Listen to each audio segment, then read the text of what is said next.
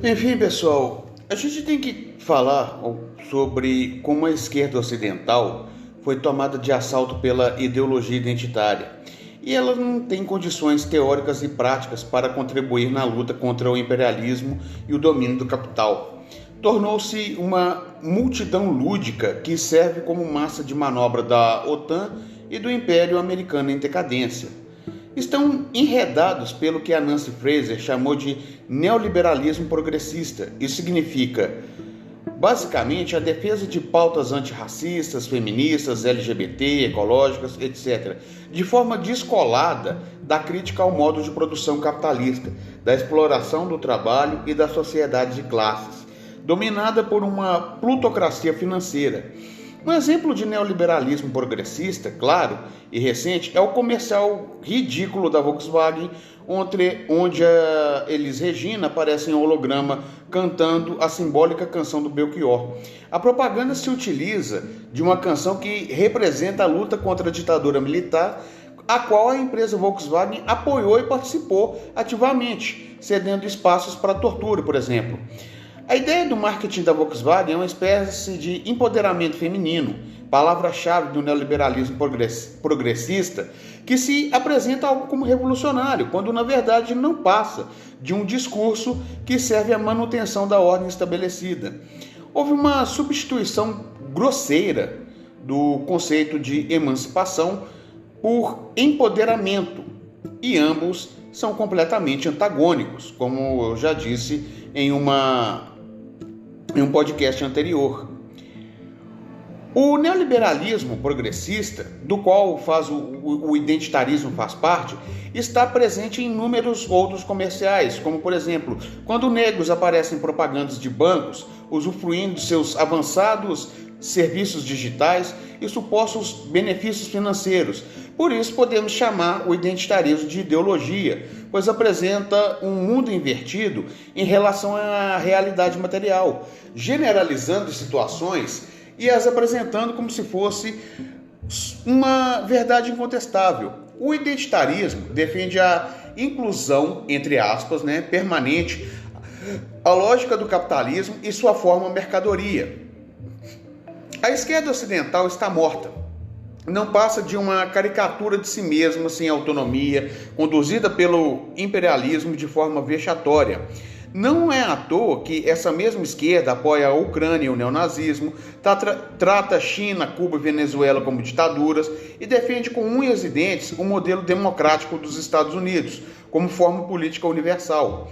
Essa colonização do imaginário tem resultados práticos catastróficos para a luta política real.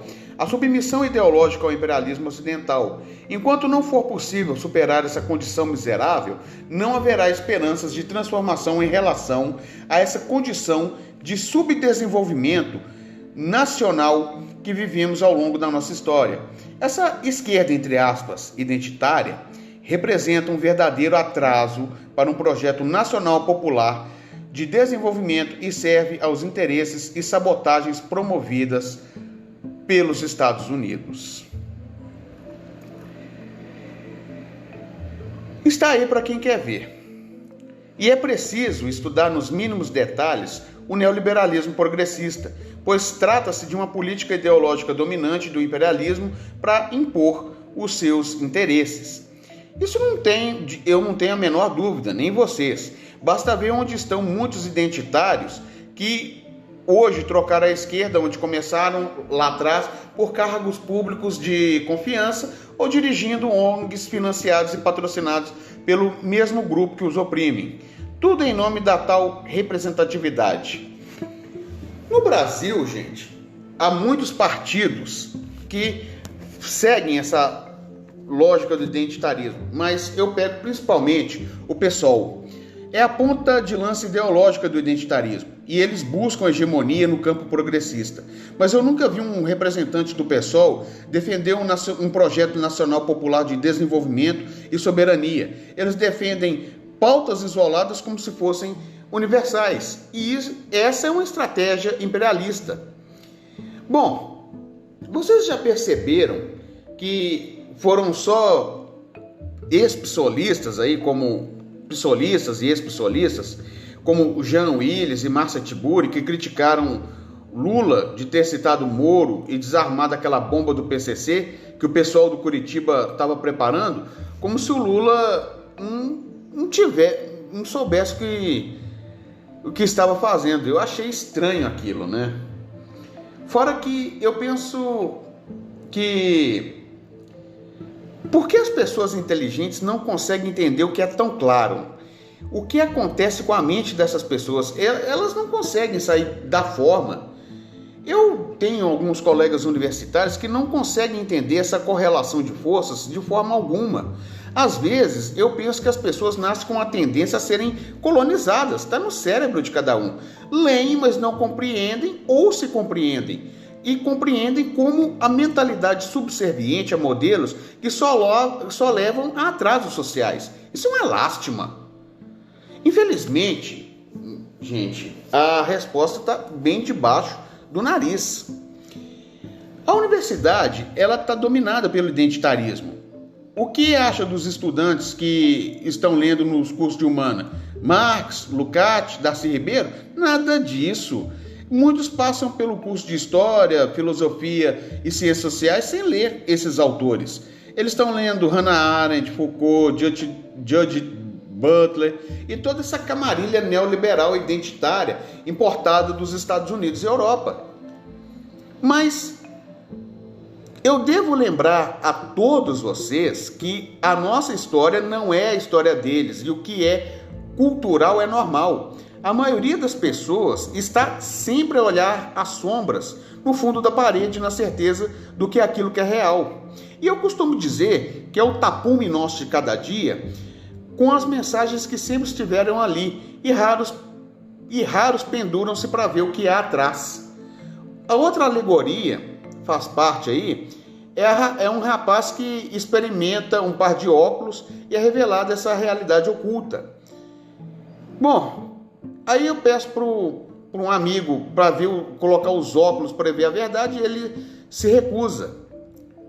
É um fato, assim, com tantas alegorias, até mesmo milenares como a de Platão. Somos aqueles que tem que entender o segredo do tapume e a gente luta para colocar os óculos em outros rostos, né? Nós somos aqui gente revoltada, encrenqueira, comunista, perigosa, né? Eu estava vendo uma matéria na Alemanha em que o jovem universitário dizia que não queria saber de política, que os políticos só atrapalham, só quero que não me atrapalhem, está bem, só quero estudar, viajar, crescer profissionalmente. Certamente, os pais pensam diferente e os avós até fiquem com os cabelos em pé diante disso. Mas não é a história do jovem, mesmo sendo culturalmente preparado, é algo distante, de um tempo distante, coisa velha e ultrapassada. Aqui é bem pior. A busca da satisfação intelectual não é mais a mesma. A maioria busca apenas a satisfação dos próprios orifícios corporais, mergulhados em ignorância bolsonariana, ou quase isso, né? Os ideais em luta e esforço são pessoais, setorizados, não mais amplos, né? Somos pardais levando água no bico para tentar apagar o fogo na floresta. É difícil isso.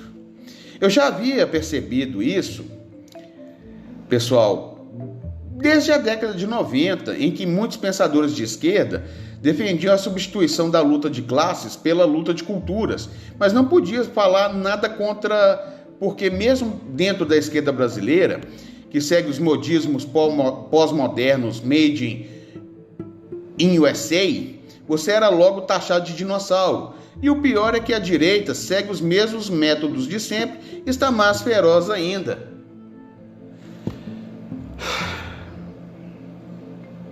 Mas, se for assim, prefiro ser um dinossauro. Não aguento mais esse neoliberalismo progressista que está sempre dificultando a nossa compreensão diária. Até o próximo podcast, Guilherme.